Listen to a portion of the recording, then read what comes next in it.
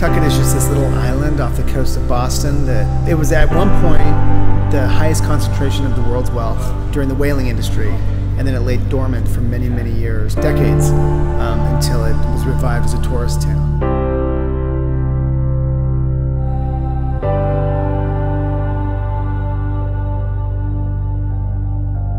Nantucket.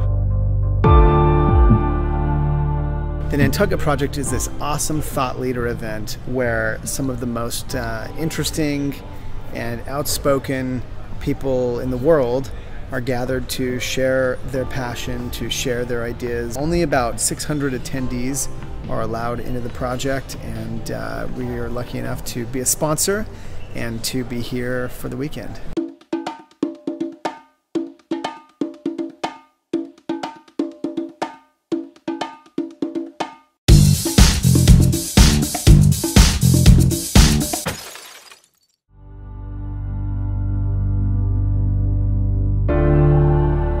It's a gathering of probably some of the smartest, most innovative and powerful people in the world. And this is the third year we've been here.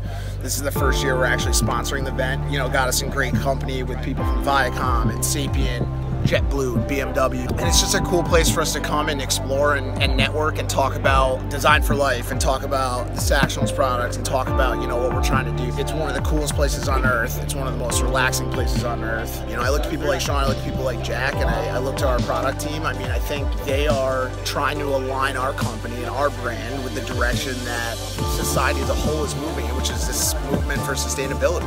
Young generation right now is making this push for higher value in product and the ability to have something for a long period of time and not have to throw it away. And I think from a thought leadership standpoint, I think we're doing as much at our company as you know, people at Tesla and people at Apple, and we're doing what we can to be on the cutting edge.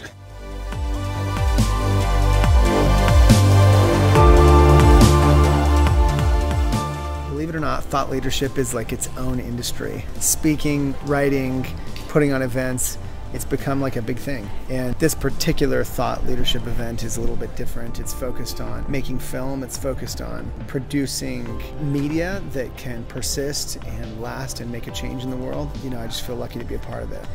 I'm just here to learn and be a part of it and soak it in. Every minute of it's just amazing. My personal platform that's evolved over the years is called Design for Life. And in a nutshell, I believe that LOVESAC has taught me, and especially Sactionals have taught me, that a product could be built to last a lifetime and designed to evolve.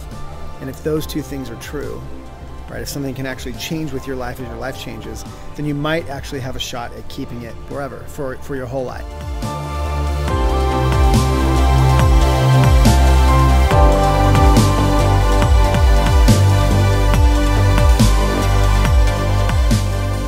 Design for Life is really two things, and it's designed for life, meaning that it's going to last your whole life, and it'll change with you, and it'll flex with you.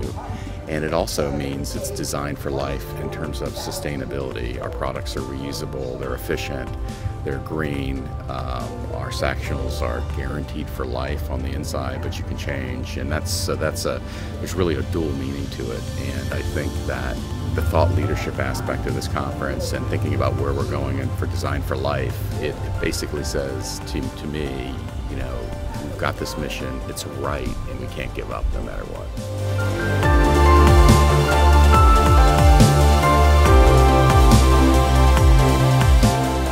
Design for Life has become an actual philosophy that I think other companies could adopt, and also consumers can choose those companies that adopt this philosophy. And that's like my life's mission. Like LOVESAC aside, even beyond LOVESAC, I would love to spend the balance of my life persuading companies to adopt this philosophy and persuading consumers to also seek out this philosophy so that we can just consume less stuff. Design for Life, at the crux of it, is a philosophy in sustainability, where products can actually sustain a whole life.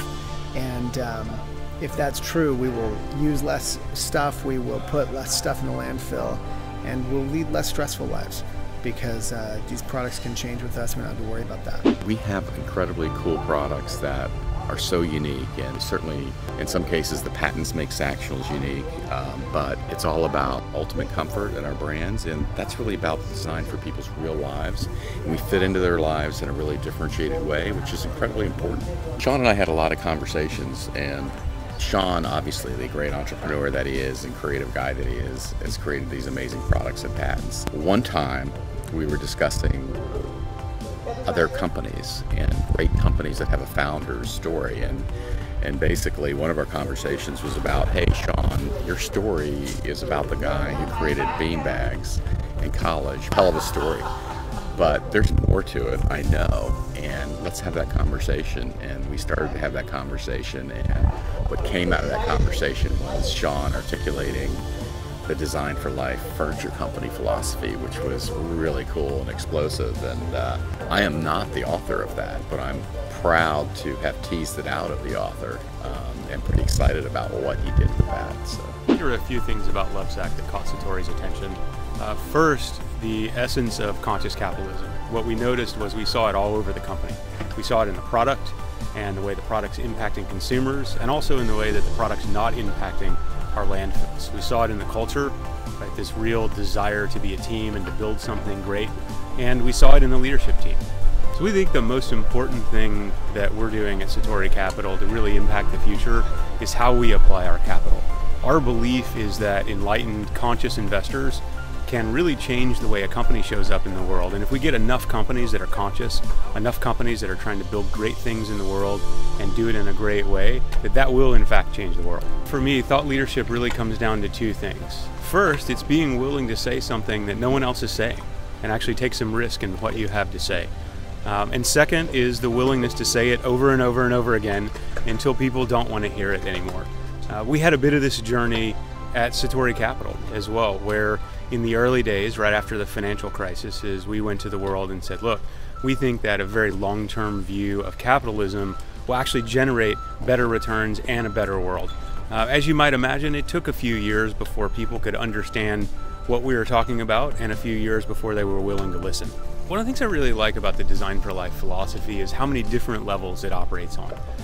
As an example, when you say Design for Life, you can mean the actual living of your life, and how you might want to interact with things in your physical space.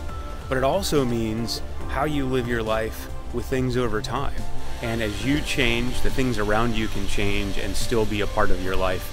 And at the same time, Design for Life, designed for all of our lives, in that these things are recyclable, reusable, reconfigurable, and so we're not creating more waste in the world. And so the Design for Life concept and the depth there and how many places and ways it touches our life, for me, is very profound. LOVESAC is one of these businesses that sort of evolved backwards, right? Like, it wasn't just a business plan that we went and executed to go make money. I made a big beanbag because I thought it'd be funny. We shrunk it down so we could ship it. Then we had people wanting to buy the couch that was in our store to look pretty. We shrunk it down so we could ship it, and poof, Sactionals were born. It was many, many years after that I was challenged to articulate our design philosophy as a company. Like, what do we stand for? What makes us different? Of course, the products kind of speak for themselves, but in observing what makes us different and observing how people, consumers, behaved with the product, why is that so different? Why are people sort of made more free by our products?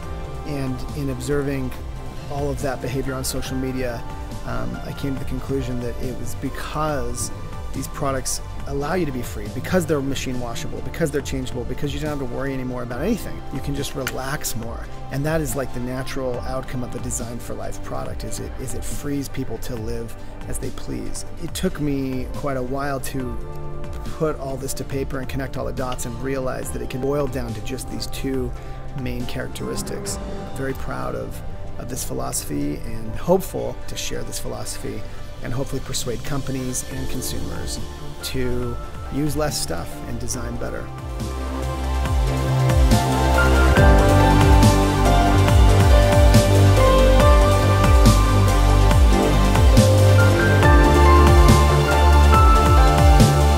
Just exited the Nantucket airport. I'm supposed to fly out today all the way to Arizona to speak at this Ideas to Doors conference that I was invited to, and they've paid my way to go out there and share what I have to share. But getting out of Nantucket appears to be more challenging than I thought. This fog rolled in, canceled my flight after I sat there for 2.5 hours in this tiny little airport from 5 a.m. 3 hours. 3 hours sitting in this tiny little airport, only to have it canceled. So now I've bought a ferry ticket and I'm going to ferry to Hyannis, only to catch a little plane to Boston, only to catch a plane to Denver, to catch a plane to Tucson, to attend a speaker's dinner tonight and speak in the morning.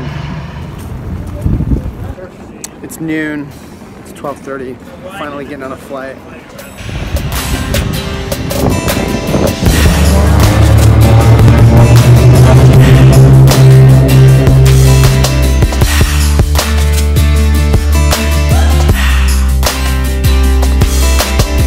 This has not been the easiest day of travel. And strangely, at 2 p.m., it's still just getting started. Holy cow. Tucson, Arizona, 17 hours later from when I left Nantucket this morning. It was rough. It's one airport I've never been to. I cannot believe there's an airport I haven't seen before. Uber saves my life.